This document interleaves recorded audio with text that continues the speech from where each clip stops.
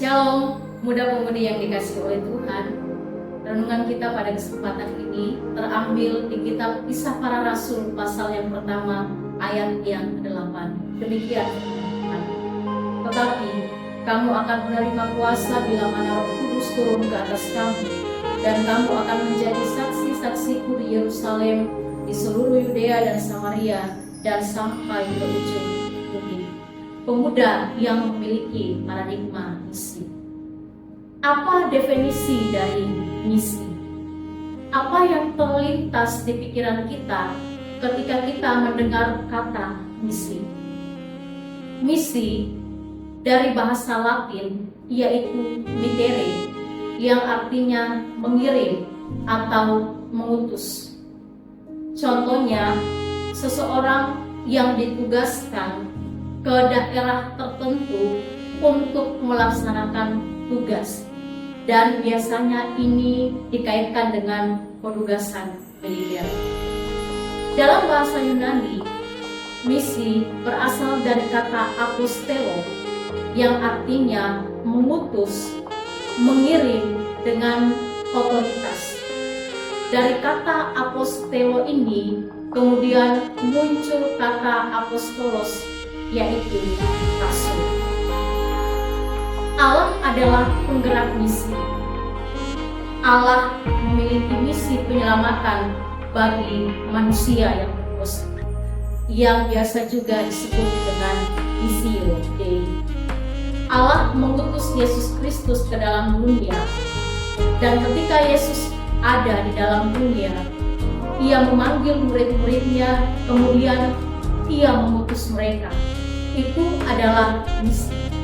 Selanjutnya, misi diteruskan kepada gereja sekarang ini.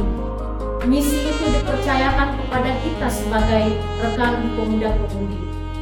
Dan berbicara tentang misi penyelamatan alam, itu berbicara tentang misi pemerintahan Injil, misi tentang kasih Kristus. Mengapa misi itu penting? Misi itu penting karena itu adalah perintah amanat agung dari Tuhan Yesus yang terambil di kitab Injil Matius pasal 28 ayat 19 sampai ayat yang 20. Mengapa misi itu penting? Karena Injil itu adalah kekuatan Allah yang menyelamatkan manusia. Kalau kita melihat latar belakang pembacaan kita ini, sebelum Yesus naik ke surga, Yesus memberikan pesan terakhir kepada murid-muridnya, dan pesan itu berbicara tentang misi. Kita akan belajar bersama-sama karakteristik pemuda yang memiliki paradigma misi. Yang pertama adalah pemuda yang memiliki paradigma misi adalah pemuda yang bergantung pada pimpinan Kristus. Ayat pembacaan kita, tetapi kamu akan menerima kuasa bila mana Roh Kudus turun. Jadi, sebelum mengutus murid-muridnya, Yesus terlebih dahulu menjanjikan Roh Kudus. Mengapa? Karena misi Tuhan itu tidak bisa dikerjakan dengan kekuatan manusia. Roh Kudus yang memberikan kemampuan, Roh Kudus yang memberikan keberanian, Roh Kudus yang memberikan hikmat. Sehingga pemuda yang memiliki paradigma misi tidak mengandalkan kekuatan, tidak mengandalkan kemampuan, tetapi mengandalkan pimpinan. Yang kedua, pemuda yang memiliki paradigma misi adalah pemuda yang menyadari identitasnya sebagai saksi Kristus. Ketika kita dipimpin oleh Roh Kudus, kita dimampukan oleh Tuhan untuk menjadi saksi. Dan itulah identitas kita selaku orang yang percaya. Bagaimana kita menceritakan kasih Kristus, bagaimana kita menjadi terang di tengah-tengah dunia ini, dan bagaimana kita membawa orang untuk mengenal Yesus.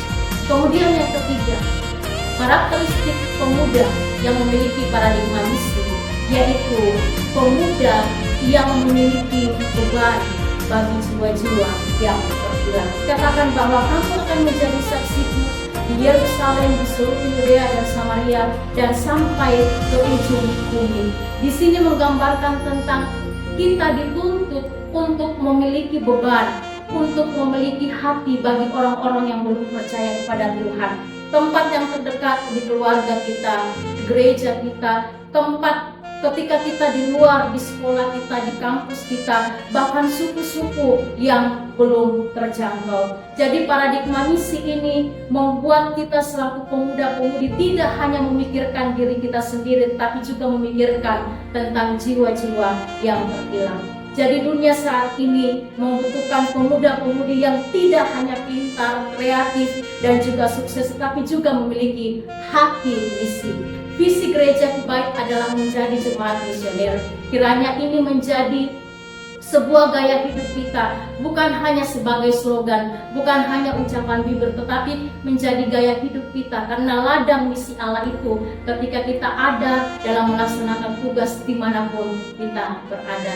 Jadilah utusan-utusan Allah yang tetap setia memberitakan Injil. Amin.